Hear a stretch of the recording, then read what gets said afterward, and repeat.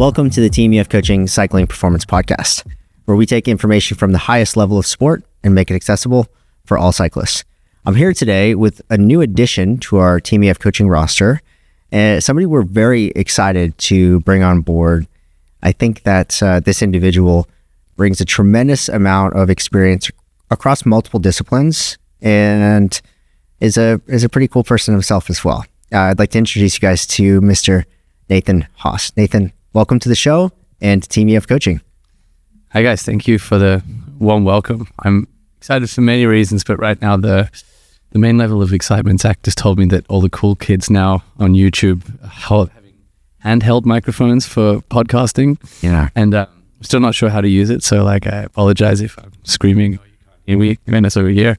But I think I've been seeing the platform grow out over the last year and somewhat. Yeah, you're almost 2 years old now, or not? Yeah, we launched in 2021. It's almost 3. And so many of your philosophies from so many different individuals influencing the coaching philosophy of the company, they really resonate with me in how I actually see coaching helping people not only just on the bike or on their sport goal, but in their life. So for me, it feels very synergistic to come on board with you guys and to hopefully help as many people in their goals and dreams as possible from all the experiences that I have from a long time on the bike, but also being an athlete that has been coached for so long, and learning that there's so many different coaching styles and different athletes that require different approaches. I'm really excited to bring my approach and my personality into the fold and hopefully find as many people to influence and touch and help in their dreams. That's awesome. Well, we're super excited to have you here. And you bring up a good point. I mean, I remember when we first started Team EF Coaching, we were kind of building an airplane as it was taking off. And we were like, okay, we need to build a brand, right? Like there needs to be a brand around coaching, and we can't have just people in our coaching company doing everything in their own way. And that was really tough to control at first, right? And at the end of the day, we can't really control that. We can only control it to a certain extent. And I think one of the beautiful things about Team EF Coaching today is we're able to develop really good resources for our coaches and good training for our coaches. But I think the best part about it is that each coach is their own individual person, and they have the resources to go and look up things that they need to look up for their clients to solve different problems. But at the end of the day, that personal touch on coaching is something that you can't replicate. You're Nathan, and Nathan's going to be Nathan, and Nathan's going to continue to evolve and learn more and understand more. But at the end of the day, being Nathan is what makes you who you are. And so that's something we really want to embrace in all of our coaches going forward. Yeah, I think for me, you see where a lot of sports science is going now, and everything's becoming quite algorithmic. How do you say that word? Algorithmic in its body and its style. But that's assuming that people are actually forming an average, but no one is the average. Everyone is an outlier on either side of what that definition is for the algorithm. And humans in every sense of the word, when it comes to how they approach things and how they need to actually be helped in their aspirations, the coach is a relationship. Mm-hmm. Otherwise this could all be done by AI, but there's a reason why EF coaching didn't go down the AI model, mm-hmm. and why AI coaching formats have already existed, but you don't hear about them because they're not successful, is that mm-hmm. people don't want a coach to tell them what they have to do every day. It's to actually break down what they've been doing, to actually try to distill the very essence of what their dreams, goals, aspirations are. It's to look at it from a human perspective to say, well, what's realistic? Because life is life. Yeah. And whether you're a professional athlete or somebody that's just picking up the bike and wants to do it for health, there's absolute limitations on either side of that. Mm-hmm. And the one that probably surprises most people is that the more professional you get in your cycling goals and outcomes, life does not get any easier. Right. In some ways, it actually gets a little bit harder. Mm-hmm. All challenges and difficulties are relative, obviously, but it's not like the athlete their only focus every single day is just doing all the right things on the bike. There is still a lot of considerations of life and difficulty and relationships and problems that you have to factor in to the training prescribed, and also keeping dreams and goals as a healthy focus. But really, it's so much about the process and the journey, because if we don't keep everything relative, and if we don't keep everything actually realistic as well, we can become quite jaded. And you see a lot of people leaving sport because they have these aspirations which are super high, and sometimes they get there, sometimes they don't, or sometimes they land in the middle. And there's a very sort of primary school way of looking at things, which is that it's either you succeeded or you didn't succeed, but there's a huge delta in between that. And I think that's actually where the real gold is. If we sort of look at it, similar to the story of the alchemist, right? The journey is actually where the gold is. The gold medal, it's a nice thing to get, but that's not really what I've found in my experience of sport to be the most important outcome.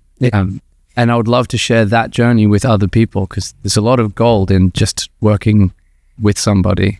It's the pursuit, the person you become in the pursuit of these really hard things to achieve and to accomplish. And that's really what you win, is becoming that person. So I think it's really refreshing to actually hear that perspective from you, because all of these things that you've learned throughout your career, you had a fabulous career, which we'll get into here on the podcast, across multiple teams.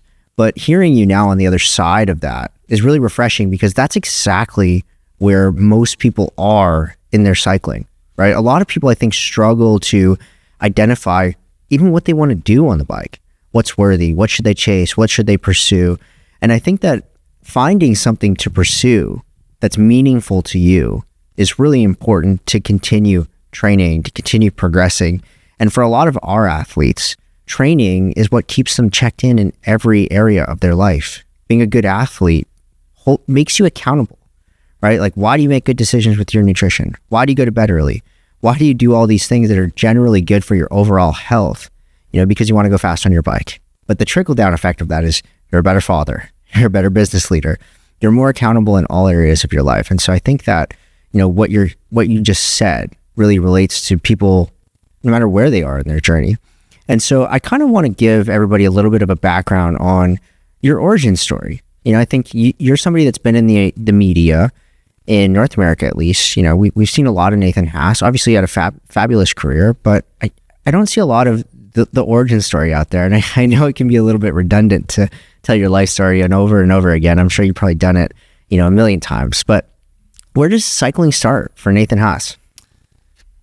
I'm going to have to go kind of back here into the archives a little bit. It's interesting. For me, cycling was never a goal or dream. Like, if I'm really honest, cycling wasn't really even on the horizon when I was young. This wasn't a career that I was, dreaming about having since being a small kid. You see a lot of people in, like, young boys and girls in Spain. They're so heavily influenced by the sport that's their national sport, football, that's what they want to become. And that's also why there's a huge talent pool and a huge amazing success within these leagues and these nations in the World Cups in football.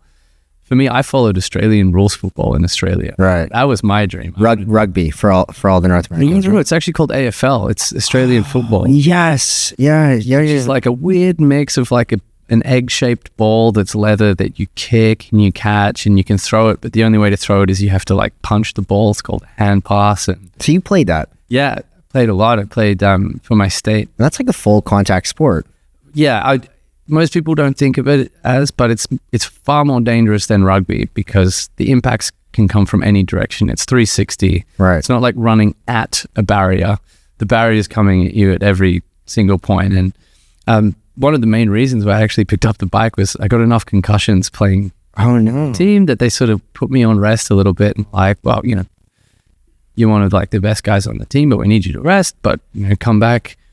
I went and rode some bikes with some friends and I just fell in love. Wow. With bike riding, and I started off by doing like dirt jumping. That's really interesting, man. You know, like I'm from Canada, and so we grew up playing hockey for the most part. Like that's our national sport, and a lot of good riders came from the same story in hockey, getting concussions, having to do something else to stay fit. So that's fascinating that you came from Aussie. What is it, AFL? Aussie It's called AFL, Australian Football League. Yeah, I had no idea. Aussie rules. yeah, Aussie rules. Amazing. So you picked it up, you started riding with your friends and just got stuck in. Yeah, and then it just sort of grew from there. So, you know, we were like huckers, you know, we were just like jumping off any set of stairs that we could and like building dirt jumps in the like bush reservoir behind my house. My mum still hates the fact that one of her wheelbarrows that I took up there got stolen and taken away by like You still haven't lived that one. Yeah, so it's sort of like, we lost a few shovels, but you know, it was all to a good cause, I keep saying. So mountain biking. Yeah, it was mountain biking, and then we all sort of got into downhill racing because we thought that was like cooler than just like jumping off cliffs and, you know, tackling rocks. I guess that makes sense. You don't go from like tackling each other and trying to rip each other's heads off to spandex and arrow positions. No, and actually, like I really thought a lot of bad things about road cycling. You know, like I won't actually say it, but you know, like 15, 16-year-old me was like, what the hell is with that group of dudes? You know, right? Yeah. It wasn't that I hated them or anything. I just never understood it or never had any dreams to do that. And then it turned out that the downhill races I was good at were the ones that had more pedaling in it. Okay. And then a friend of mine was like, dude, you should try cross country. And I was like, yeah, I don't have a bike. So his younger brother lent me his bike, and the race was like in our town, but it was the national championships. And then my first race ever, had no idea what I was doing, just attacked off the front, tried to stay away, got caught, but got second at the national championships. Wow. But I was wearing a football jersey. And like, oh my gosh. Shorts. Dude. And this national coach came up to me and was like, so who the are you? All these guys have been like training real hard, and you smoked it. That's just that Skid Row kid that shows up. Yeah, it was a blank basic gear. Right? Like, you guys. And he was like, do you want to come train with us? And I was like, with all due respect, dude, I'm a football player. No way. Yeah, I was like, no, mate, I'm not a bike rider. I'm just doing this for fun. And he was like, how good are you at football? Because I think you might actually be pretty good at bike riding. It's like, okay, so I'll give this a go, I guess. So, you know, go with the flow, find momentum, and let it take you with it. And then, I ended up racing, 2 full seasons on the European World Cup circuit. Mountain bike. Cross-country mountain biking. And this was when under 23, so Espoir was actually part of the elite category. Okay. Now it's separated. Mm-hmm. So it was a shit fight. And this was when we had like a qualifying race to get your start position for the next day. It was down to short track. Like the whole format's completely different. Mm-hmm. And I loved it, but it was in 2008, 2009, just after the GFC. And most of the mountain bike teams that existed folded. Right. There was a big hit in mountain biking then. Mountain biking took it harder than anybody. Yeah. And then, a lot of the sponsors that existed in mountain biking at that point were very like nation-based. So if you weren't German, you couldn't be on the German, SKS team. Right. If you weren't Spanish, you certainly weren't on Orbea, etc. Right. I was never one of the top 20 guys in the world, which were at that point the only ones making any money. So for me, it was pretty cut and dry. I was like, it's been fun. Time to get a bit more serious with life. So I raced my last World Championships in Australia, which happened to be in my hometown. It was like 15 minutes from my house. Where's your hometown? In Canberra, Australia. So the capital of Australia. Okay. And I actually nutted myself. We were talking about this earlier. No, are we going to go there? About 4 or 5 days before the race, I landed on my top tube coming off like a rock garden and ended up getting like a ball infection from it. Man. So I raced well, but I couldn't really sit down. So it was like one of the worst days of my life because I was like, this is my last race. It's gone to hell. It was in my hometown. All my friends are here and I sucked. And that's my cycling story. Yeah, all good. I'll just keep riding for fun. And then a week later, I got a call from a state coach who was like, dude, there's the Tour of Tasmania on next week. It's a free ticket. Meals are paid for. Like, I know you're actually in good condition. Now you've been on antibiotics.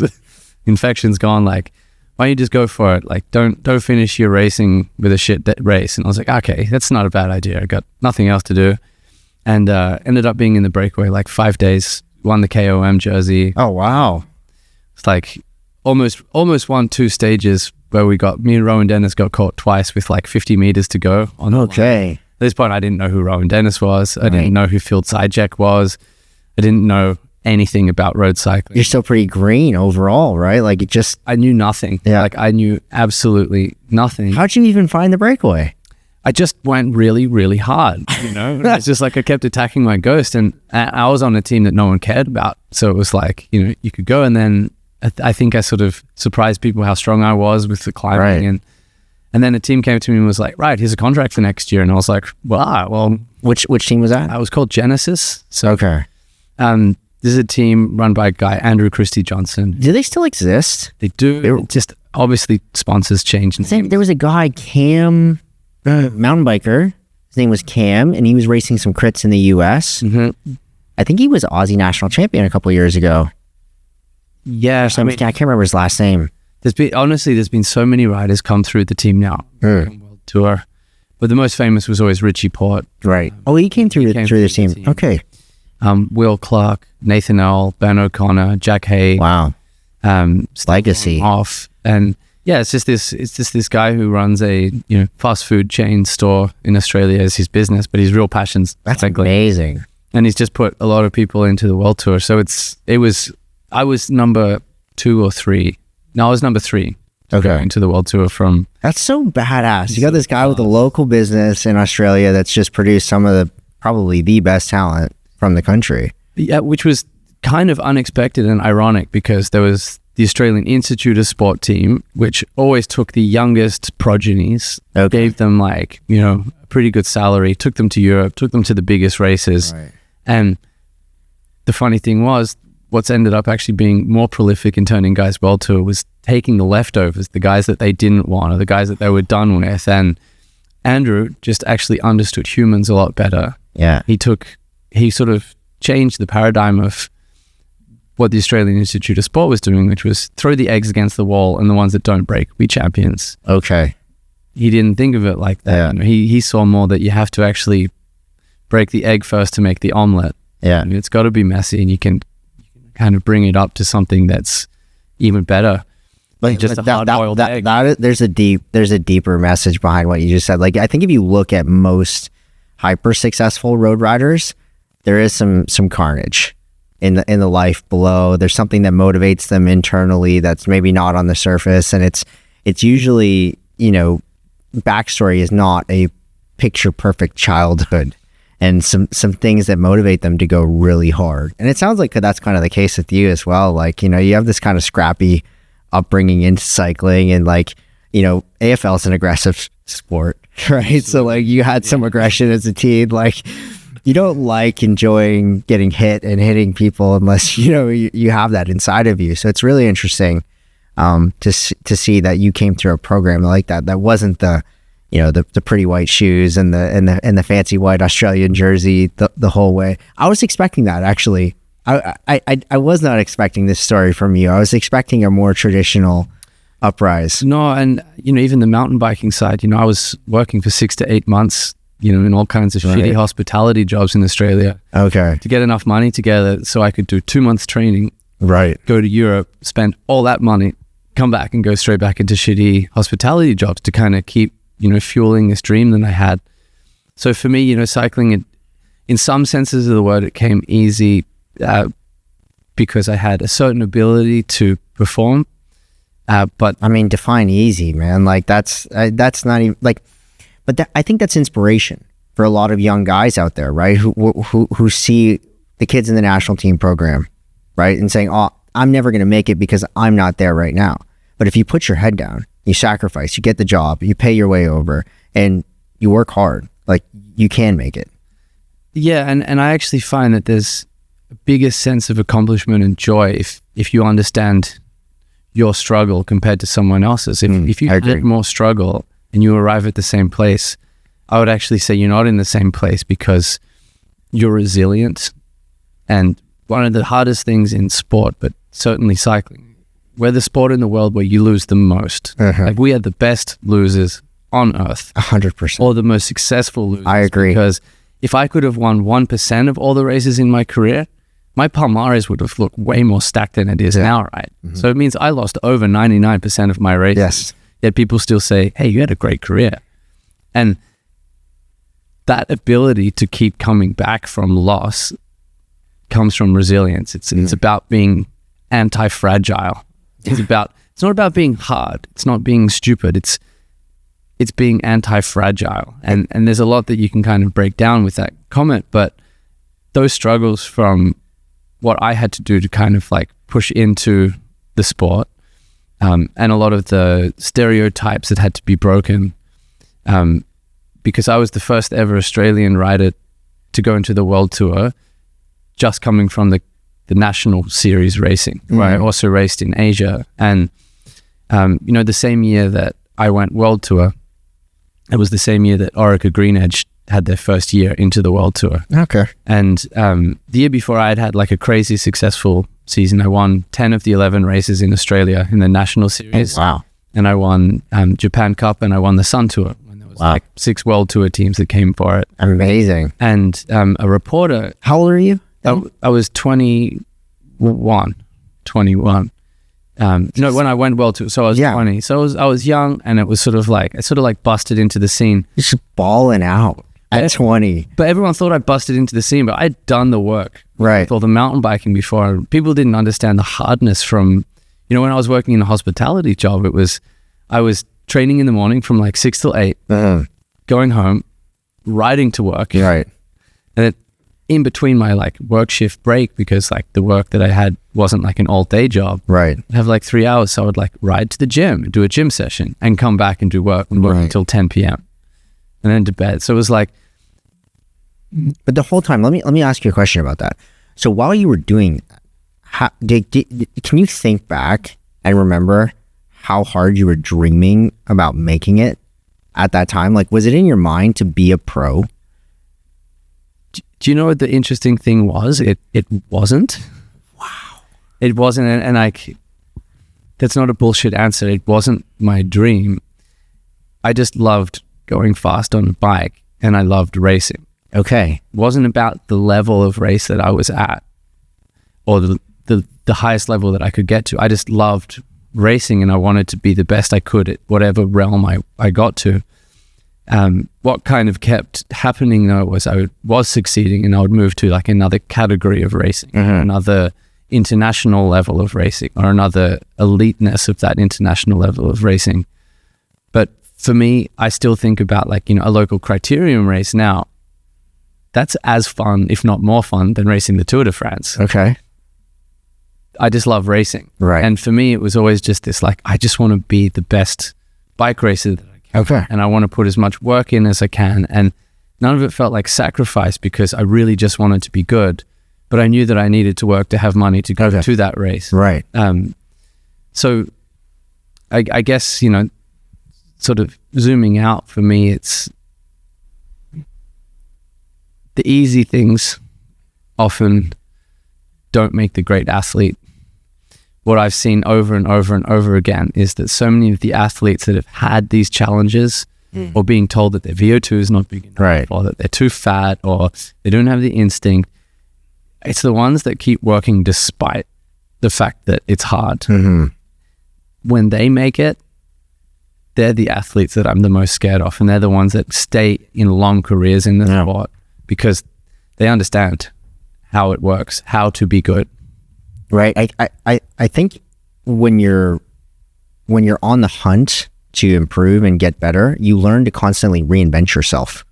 Like every butt kicking you get on the bike, right? Like you realize really quickly that you have to change. The game's not going to change. If you don't change, you will not be able to be the best rider that you can be, right? So it's an interesting sport. Like you said, I think, man, I was looking up some numbers like a couple of years ago. Like Remco had like a crazy year, like, and he won like 19% of the races that he started, right? Like crazy. But to your point, like you lose more than 99% of the time that you take the start line. And it's the only sport. Like if you look at basketball or football, like the worst team in the league loses 40% of the games. Yeah. Right. So or 60%, they lose 60%. They still win 40% of the time. Nobody in cycling does that. So that's interesting. It's really refreshing to hear your perspective, and I think kind of inspiring in a lot of ways. But I want to get a little bit more into your World Tour career, because I mean, that's a big chapter itself, right? So you raced for 4 teams. And I want to share one interesting story that your old coach told me. So I already know where this is going. Yeah. So Colby, who you may know, is one of our coaches, and he was your coach, I think, for some time. He was my coach from 2013 until 2021. So long time, quite a long stretch. So he told me that in your first Grand Tour, your biggest disappointment was finding out that the rest days didn't count as stages. What do you mean? This thing goes for 23 days? This is insane. I thought it was a 3-week race. Yeah, but dude, I mean, like, I think it gives like an extra layer of honesty to what I was saying. Was like, my dream wasn't to be World Tour, because I didn't even really study World Tour. I didn't even like quite understand what all those things meant. And like, you know, my first race in Europe was in a World Tour race, you know. Yeah, that's crazy. Just like thrown into this thing, and I was like, holy shit, this is like so much more serious than anything I could have like ever imagined. And it was like I didn't study the thing that I was in. So like all of a sudden I was just like deep-ended in, and then like straight away like I'm at a Grand Tour. And another embarrassing story was Van der Velde was a good mentor for like all the young guys on the team always. So we were at the Giro the year after Ryder won. Okay. And he was defending the title. So it's like a pretty big deal to be there on that team as well. And we get the road book, and I'm like, okay, cool. And then they explain, oh, everyone, like, give me your dead bag. And I was like, oh, what's a dead bag? They were like, oh, it's all the stuff in your suitcase that you don't want to have in your suitcase for 21 days. It's more the stuff that you need for like after the race. Right. Because, you know, we'll have events on or this and that. I was like, oh, that makes sense, you know, lighten up. I was like, this book's pretty heavy. So I put my road book in the dead bag. And then on stage 2, I was like, hey guys, can I borrow someone's road book? And I was like, oh, why? I was like, oh, yeah, I kind of like didn't think about it. And I put that thing in my like dead bag. And Christian goes, why did you do that? Sorry for swearing. She was like, why the did you do that? And I was like, because that thing's heavy, man. So yeah, I was super green. Wow, that's crazy. You're literally, how did you even get selected for the team, being that new to the sport? JV? Well, he's going to be here in a couple of days, so I'll get a chance to ask him. That's an interesting story. Gosh. So tell me a little bit about your career. I mean, you raced for 4 teams.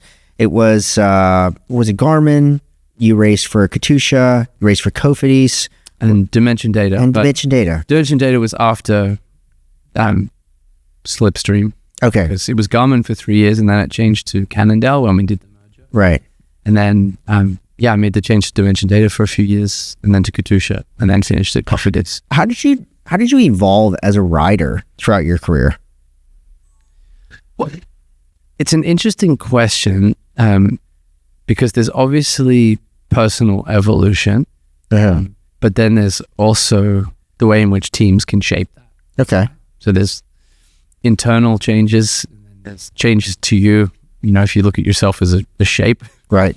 There's also external things that can kind of mold you. And,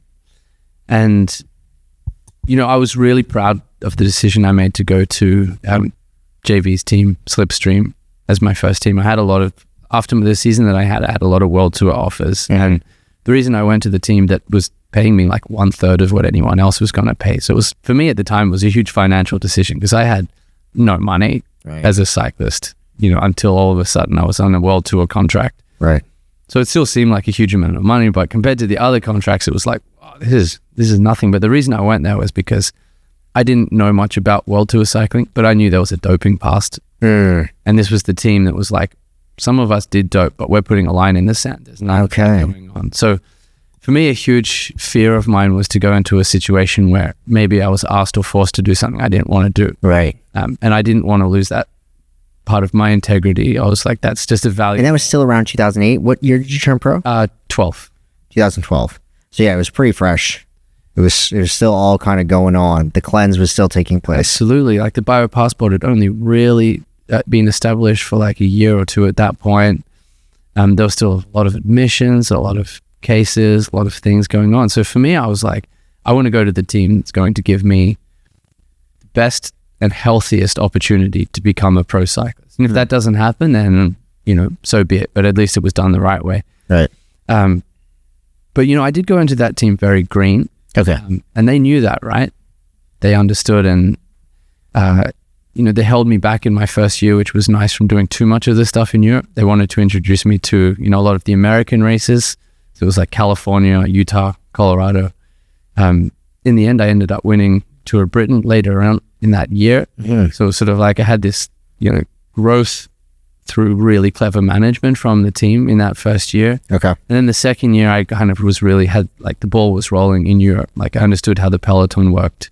Okay. I understood the chaos of it. I understood the conditions. I understood what, even things like having a second rain bag. I was like, why do you have two rain bags? Right. Oh, hang on, there's two cars. And, you know, I was super green. But one of the reasons I decided to change was I felt as if, you know, one of the directors on the team still saw me as the young boy that joined the team in 2012 that was green. And by the time I was 4 years into my career there, I felt as if I had outgrown, on a development level and a personal level, what this one person still saw me as, which was sort of this young rider. So I chose to change team because the team that I was going to saw me as the rider that I was 4 years later. Okay. And the person that I was 4 years later. So it's interesting how, you know, certain points in your life, some things grow you. And then at a certain point, you actually can feel as if you're restricted by that environment. Interesting. And then Dimension Data ended up being probably the most successful years of my career. I had some really amazing performances and just exceptional experiences as well on that team. So were you like a more of a designated leader at times on Dimension Data? It was an interesting team because they had some superstars like Cavendish, Steve Cummings, Bosenhagen. Were you there when Valgren was there? No, Valgren came just after. Okay. But it was a cool team because there were a lot of races that I had a huge leader to ride for, whether it was Cav or Bosenhagen. I became Bosenhagen's lead out guy for a lot of the races that were, you know, sort of punchy and hard. You know, like we won a few stages of the Dauphiné coming off my wheel in lead outs on uphill sprints. Right.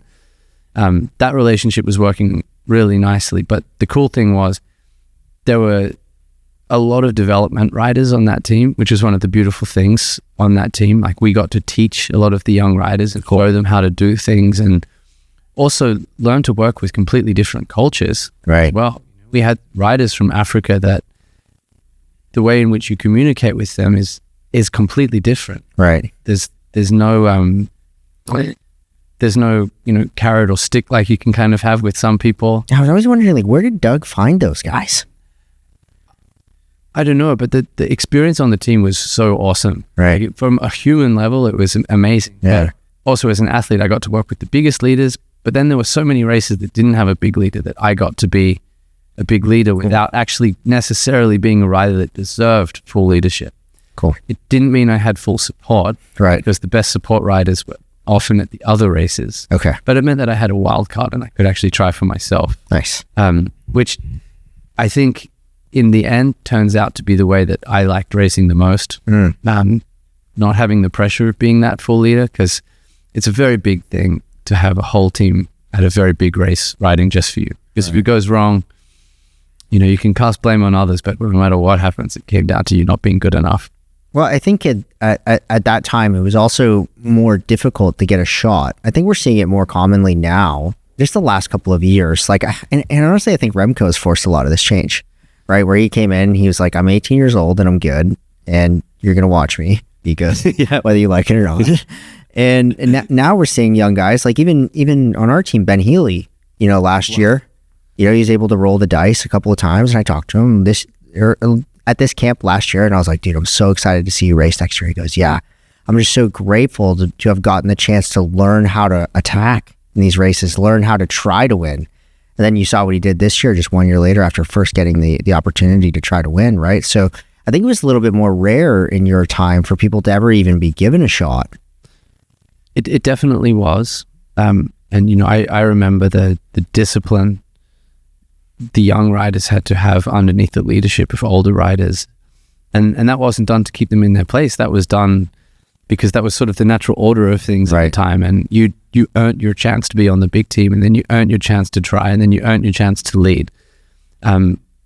Whereas now it's quite incredible. Young riders can come in and just, essentially just like put their balls on the table and go for it, right? Yeah.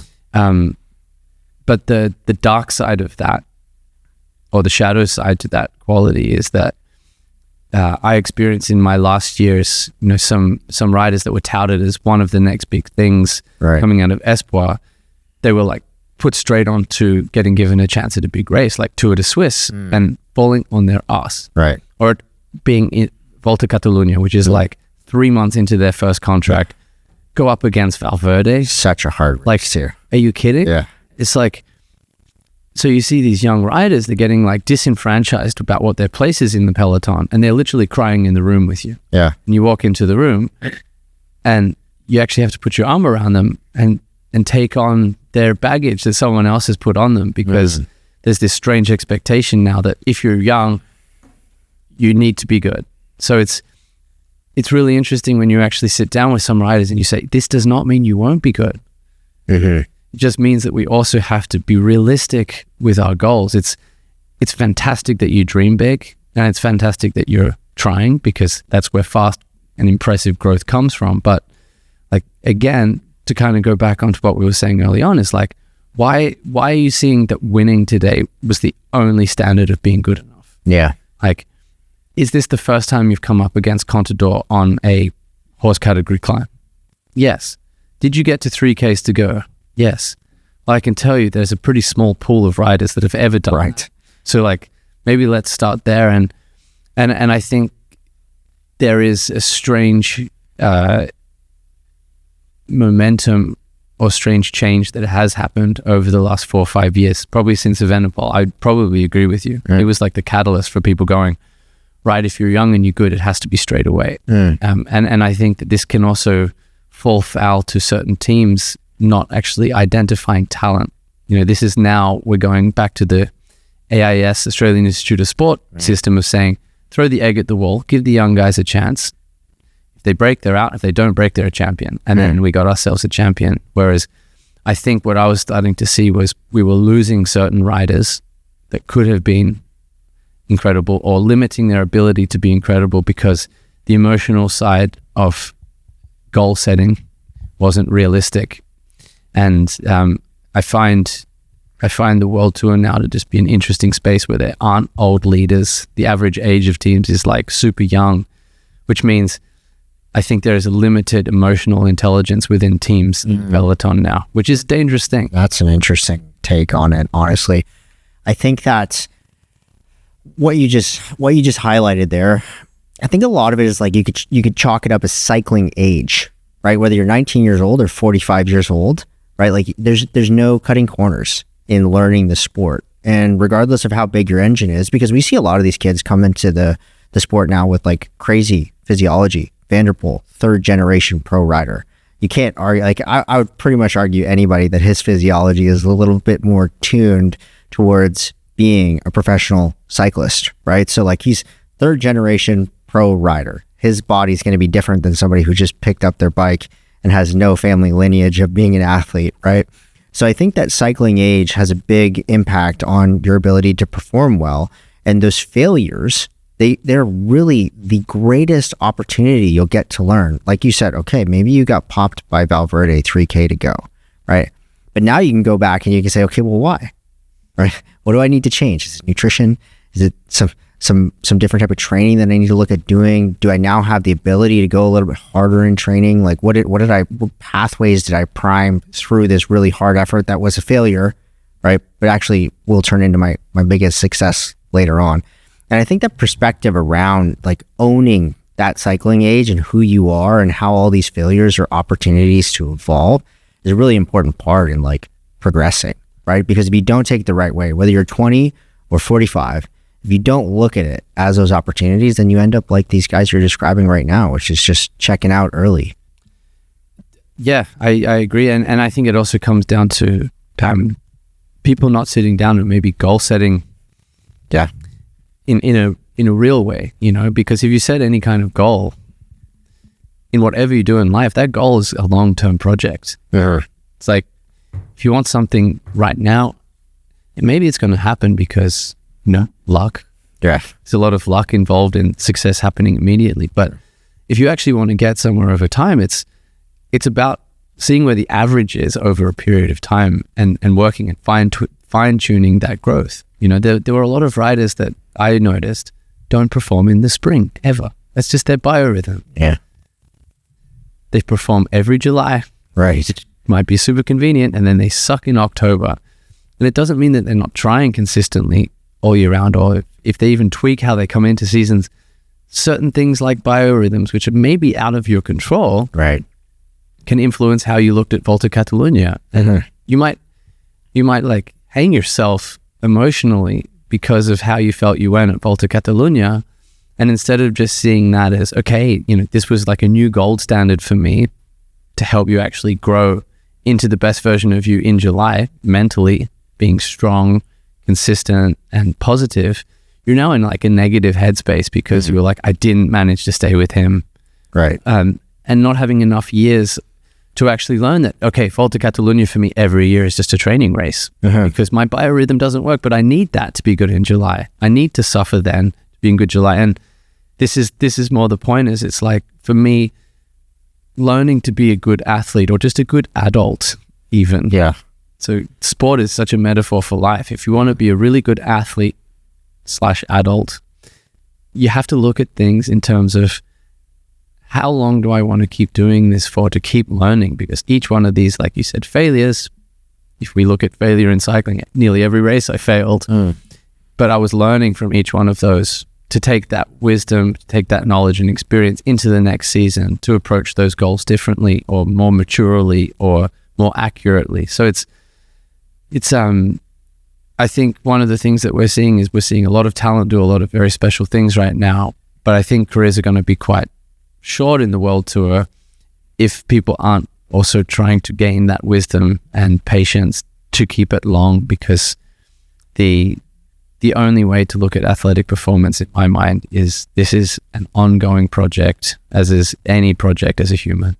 I agree with you so much. I just want to highlight one thing that you said there, because it was like, there was so much depth of knowledge in what you just said, and I think if I don't point it out, a lot of people will miss it. So you mentioned there, for example, identifying that Volta Catalunya is just a race that you're going to use to take form, right?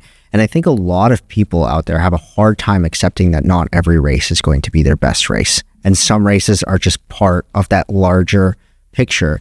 And I think that those early races, right, if you don't happen to be somebody that goes good with early races because your physiology needs time to adapt to the rhythm of the race, you need to own that as like part of who you are.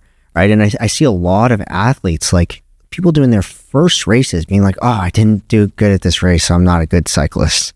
And it's like, no, you know, you can get good. You just have to continue to work at it and just continue to enjoy losing. Like, figure out how to enjoy losing until you stop losing. Right. But this is actually where I see the mechanism of a coach being super important. I do. Because as an athlete, everything we do is very myopic. It's very insulated. And the harder we work, sometimes those sort of walls come in us because we're tired. Yeah. Like, we're tired. We're making often pretty dumb decisions when we're tired. I think we've all been there in general. But a coach is the person that oversees everything that you do. If there's honest and open conversation. Yeah. If the communication's bad, there's no coachable moments. Right. But if the relationship with your coach is good and they've got a full picture on everything that you're doing, they're the ones that can actually zoom out and help you identify that actually Volta Catalunya for you is traditionally and probably always just going to be a training race, but we need it nonetheless. Yeah. And a coach is the person that helps you rationalize that going bad at a race is good. I agree. And this is where, I still make the mistake as an athlete even though I have a wealth of experience, is that sometimes I get caught down that myopic tunnel where I'm just working towards something and I can't see why it's not going well, or I get down on this and that. And this is where having those relationships outside, when you find the right coach, because like you said, there's, even with EF, you have a very broad range of personality types, is the relationship is what's important, and pairing that relationship to the right athlete. One size does not fit all. The Tadej Pogacar's coach may be the best coach in the world. Let's just say hypothetically, for argument's sake, he's the best coach in the world. He makes Tadej fantastic. Right. He could give me exactly the same protocols, and I will not be able to get out of bed after 2 months. I mean, we see that, right? Like, and he, his coach used to work for us on our team, right? And we saw that his program worked really well for some people with massive engines, and for guys that had, a little bit more explosive fibers, they just never really got fit, right? So you're 100% right. But I think what you're saying, like, it proves the case for coaching, like owning the fact that you still make mistakes. I always own, like, dude, I my entire life, his sports performance, it has been since I was like 13 years old, right? Like, it's all I know. And I still, as an athlete, make mistakes, which is why I believe in coaching. I work with a coach, like, I love to have that collaborative environment where you bounce ideas off of people, no matter how much you know. Like, I coach one rider who is 60 years old, who raced in the World Tour on Motorola, went to the Olympics, and still works with me as a coach for that collaborative experience, right? He's 60, he's got 6 decades of being an athlete, and still works. Still needs a coach. Yes, right. But there's also an interesting point that I try to remind a lot of people, as an example of an interaction that I have quite often, is that, I need to do that session or my coach will be angry with me. Right. Mm-hmm. This is a very child-parent relationship. Yeah. That's not healthy. No, I agree. It's not an adult relationship. I agree. A good coach actually often reminds the athlete the dynamic of the relationship is, I work for you. Yeah. You're not doing this work for me. Like, I'm not more pleased that you've hit every single training session. I'm more pleased if you message me and say, I didn't train yesterday, had a fight with my wife, was needing to spend some time to heal that. Yeah. As a coach, I would say, fantastic. Let me know when you're at peace, and we'll come back to the training and we'll reset the timing of the goal and change. Or I wasn't feeling good on the bike, so I went home. And I would say, fantastic. That was an adult decision. Yeah. That was intuitive. You looked inward and you said, there's a chance I might actually be doing damage today. Yeah. And let's now look at that. Let's look into that. Let's actually study the reason as to why you're not feeling good, as opposed to getting sick from doing a 6-hour ride just because you thought that the coach needed to. And I think this is a dynamic that is really important to point out, is that the coach is a tool for your success. Yes. They're not the point, and training is not the point. Yeah. The point is having somebody that is in your support network that supports you, but you have to give them everything at the same time, in terms of, at least at very minimum, your honesty. Yeah. But that relationship takes time. So, we might look at Inigo being a terrible coach for me on a physiological level, but also maybe just on a personal level, we might never have a conversation that I can actually level with him as a human. That's a big part of it. And the reason why Colby was my coach for so long is that we've had nothing but honest conversation and deep conversation from the start of my cycling career. And I would actually say more of the training challenges that were overcome were actually life challenges. Right. And having somebody that you can trust and trust their instinct, and also just say, I think you're wrong. So the amount of times I go, how important is that? Right, because coaches are fallible. Yeah. Like you just said. You don't need a yes man in your corner, right? Especially when you're a hyper-driven athlete who's probably intimidating to most people, right? Like when you come with an opinion, you're like, I want to do this. It could be the wrong thing. And you need that person in the corner who's like, no, and this is why. Right. But you're an adult, make your own decisions. Right. But the coach-athlete relationship goes both ways. Like I've had times where Colby was very right in saying, Nathan, you're being soft, you're doing this. Right. And you go, oh yeah, but I'm feeling tired. He goes, no, I need you to do this and we need to see how it goes. Right. And the amount of times he came down on me that direction and I did it, sort of kicked my ass a little bit and it went well. It was like, okay, you were 100% right. Or Nathan, I need you to back off. You're going too alpha dog on this. Right. No, I feel great. It's like, Nathan, trust me. But then also there were times where I said, Colby, that looks unrealistic. I don't think I can do that.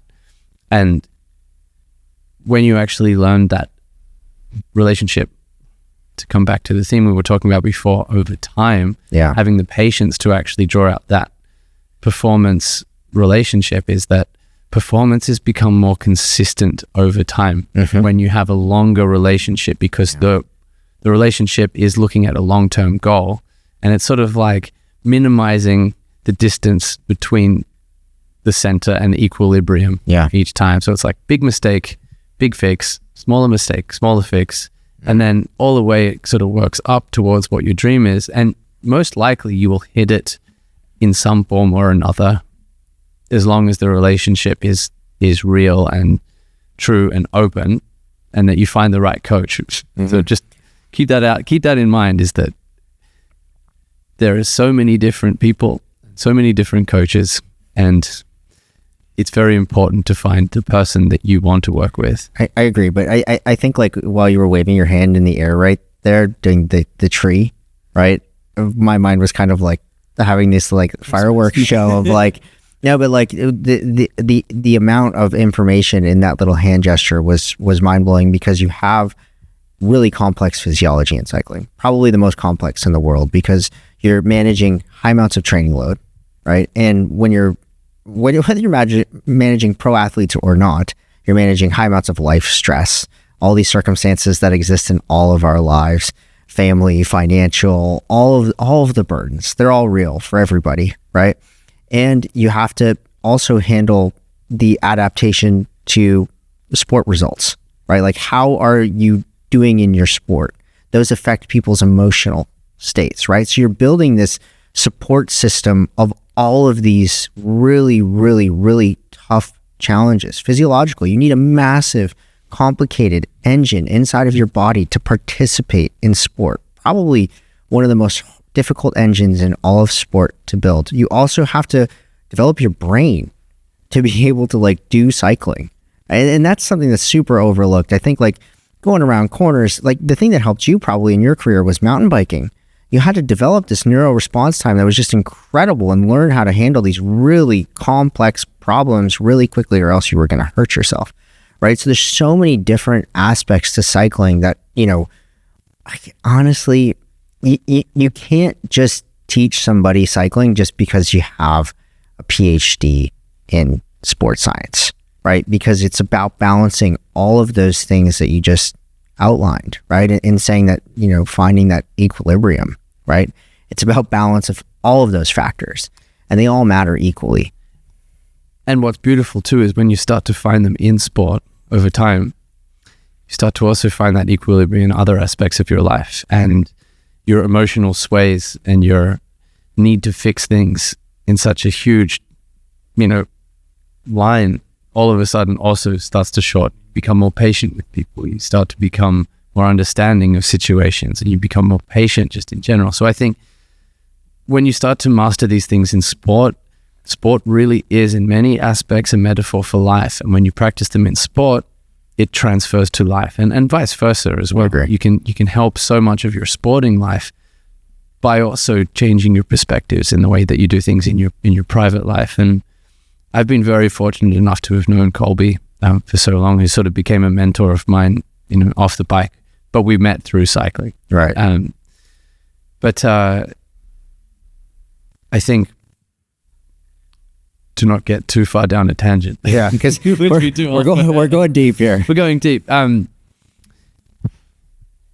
think the biggest thing with cycling is most people that pick up the bike, that keep doing it because they love it. Yeah. And I think that's the one thing to never lose sight of is one of the saddest things that I see is when there's so many world tour cyclists that are still oddly involved in the industry, maybe because they were too scared to get out, or they didn't know anything else, or for whatever reason, they don't ride their bike anymore.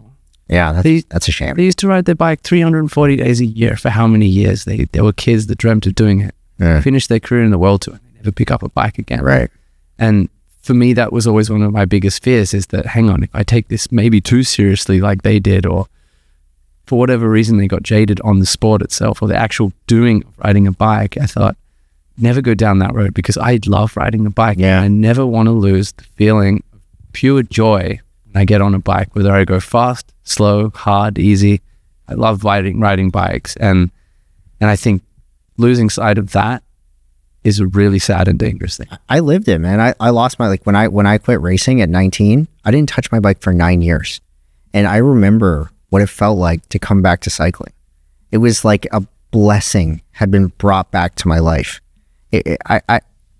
Such an amazing experience to get back into the sport, and at any level, whether you're training or whether you're racing. I'm like you, I like to race. Like, racing is fun for me. So that side of the sport has always been what I've looked forward to. It's always about training for races because I love to race, and racing is the most fun version for me.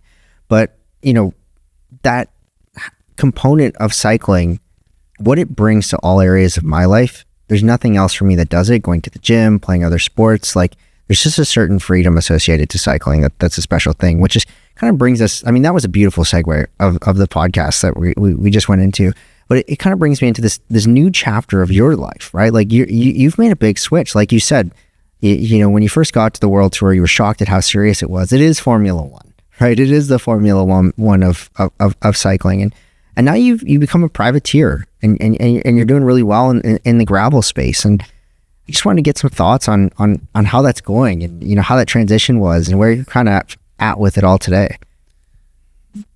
So much of that answer goes back to one of the things I said earlier, is that whether it's a club crit or the Tour de France, I love racing my bike. Yeah. And I think that's going to be a theme in my life. I can see myself as that 80-year-old guy Really? super masters at, like, track worlds, having never ridden track before. Sick. I love racing, but it's not about winning.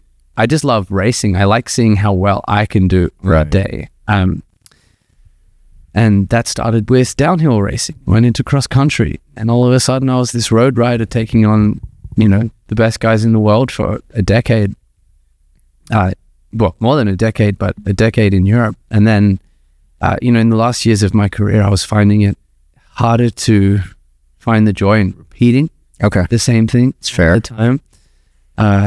A lot of the young guys coming through not really being part of an ethos of a team anymore. There really is like a breakup when everyone's trying on every single day. Right. There's a lot of politics, and I wasn't enjoying that aspect, because I used to feel, when we went to races in my earlier teams, it was like a brotherhood. Right. And people knew their place, but it wasn't a bad thing, because people knew that, if you were young and you did your job, you got your turn eventually. Right. And you could keep impressing, because maybe instead of getting to the second last climb of the day, the next graduation was you got to the last climb of the day. And then that changes your place within the team. Right.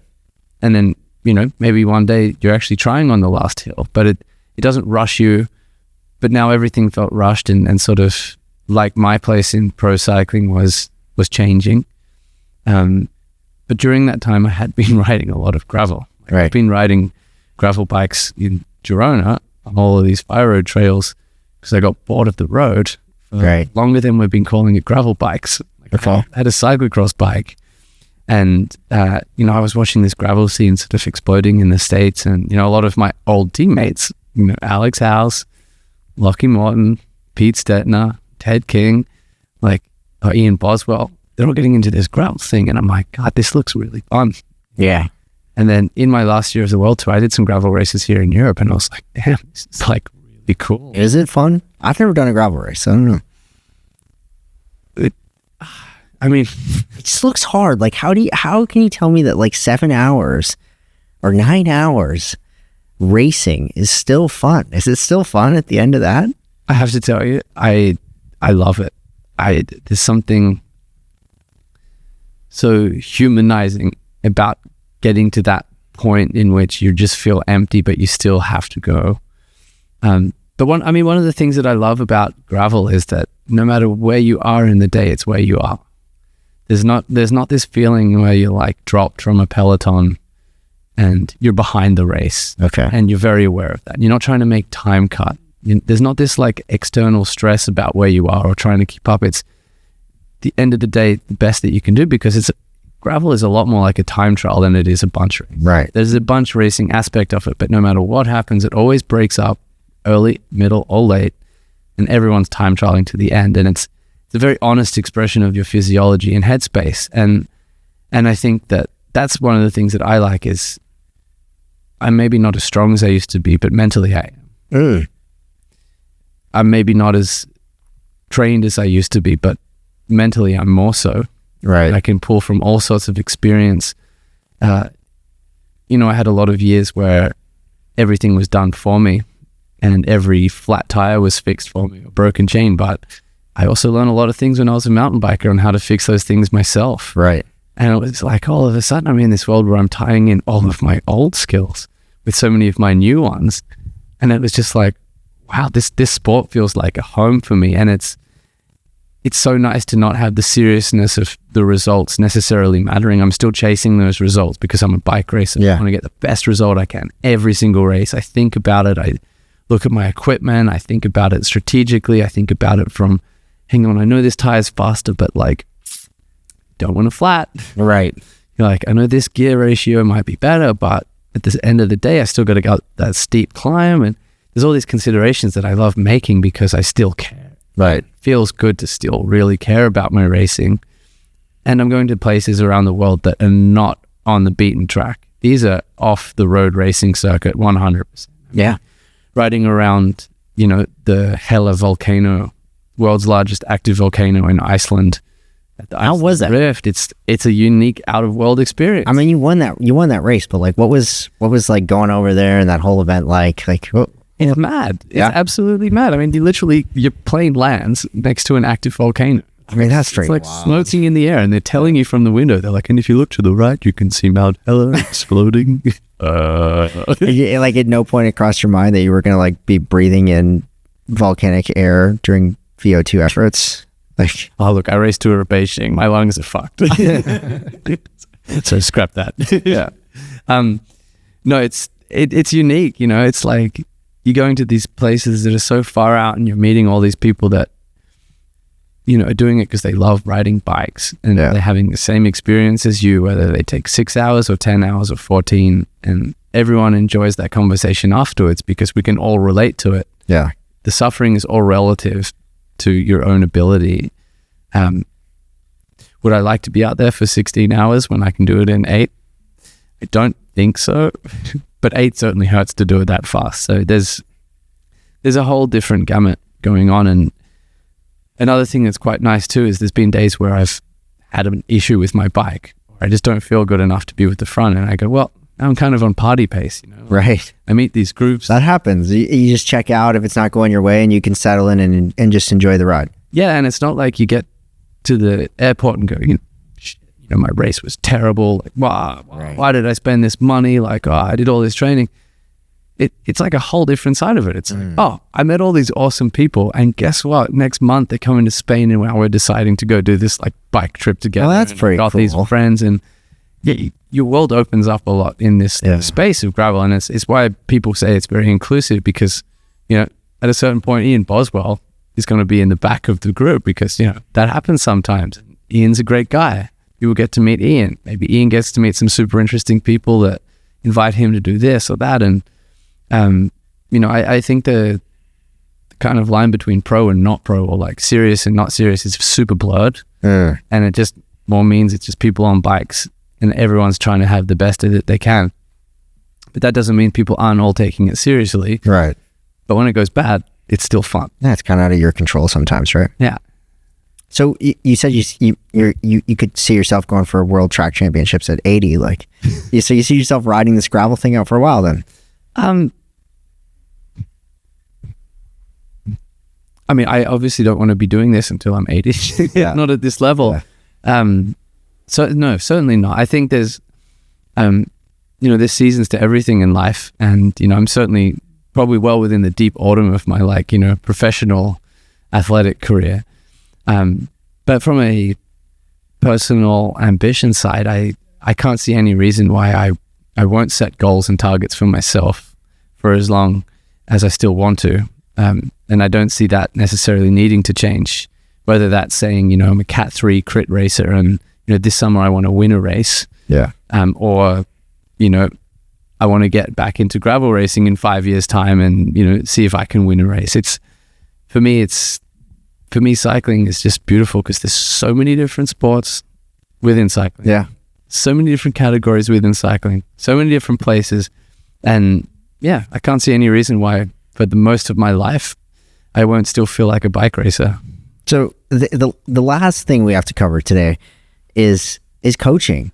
I mean, I remember talking to you back when we first launched this company. I mean, I've been trying to get you on board as a coach since we started. So excited that you decided to join the team. So why now? Why does Nathan Haas want to be a cycling coach now? Well, thanks for wanting me to come on board all that time. It's nice to hear some confidence behind my decision. That's not from my side; it's from the company. But I think for me, it's like I've just learned so much, and I've enjoyed where those lessons have been able to take me. And it's such a dynamic range of skills that you learn from being in bike racing, and you've had so many conversations, you've been to so many different experiences, and often you feel as if I must be Christopher Columbus. This is the first time this situation could have ever happened to any single one person. And then you talk to some people and you find out that you're the upteenth time that, this particular situation is exactly the same. Right. Maybe minus a few like small tweaks or variations here. And it's one of those things that I feel as if I've been through so many situations, or I've witnessed so many situations, and I've been paying attention to experiences outside of my own, because I love learning. But I also think at a certain point, someone that loves learning is also ready to teach. Right. And I feel that, I'd love to open my heart to starting relationships with people where I can become a part of their sporting life, and hopefully build some friendships, build some trust, and help them reach the goals, whatever they may be, but also just do a lot of fun growth in between those 2 points. And I think that's all it is for me. I think it's just turning from a phase in life where I've been doing a hell of a lot of learning, and I'd like to pass on some of that wisdom. I think we're at a really interesting point in cycling and actually in humanity, right? Like for the first time, and since I can remember, people at scale are starting to care about their health, right? And obviously we know that's a really important thing, but I can look at like my father, for example, who's in his 60s, and most of the people around him, they're all thinking about how long they can live and how they can extend the time they spend living and not spend so much time just surviving in the last years of their life. And one of the amazing things about cycling is that cycling is a sport that you can do for almost ever because it's no impact, right? And I think that in order to continue enjoying cycling, it's really a matter of making good decisions every single day that keep you on track, that keep you progressing, that keep you engaged. And that's where I think somebody like you is really going to excel, because you've had to do so much problem solving in your career, in your life, in just evolving as an athlete. And I think that because you've specialized in problem solving around cycling, you'll be able to do a really good job of keeping people on track. And, of course, like I said earlier in the podcast, we're working really hard to build more resources this year out on the health and physiology side so that we can provide our coaches with the best in class resources to help people solve all types of health problems. But man, I'm really excited to have you on board. And I know everybody else will be really excited to hear that you've joined the team. But I think that's it for today. Awesome. But the one thing I'd like to sign off by saying is I was excited about this handheld mic, but now my bicep is burning off. Yeah.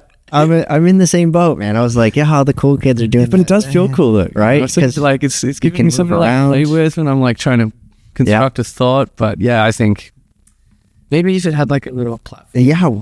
The hand could be like a hybrid, like table. Yes. Optional handheld kind of thing. They are heavy. My fingers are tired. It's not light. Yeah. This thing's not hollow.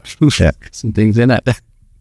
All right, guys. Well, if you enjoyed this episode, please leave us a thumbs up or a like or a favorite, whatever options you have on the platform that you listen to podcasts on. If you want to check out more about Nathan Haas, head to teamefcoaching.com. His website will be listed, or his profile will be listed under our coaches page. And send us an email if you want to get in touch with Nathan, and I'm sure we'd love to open that conversation up and see how we can get working together. Nathan, thank you so much for coming on the podcast, man. Thanks for having me.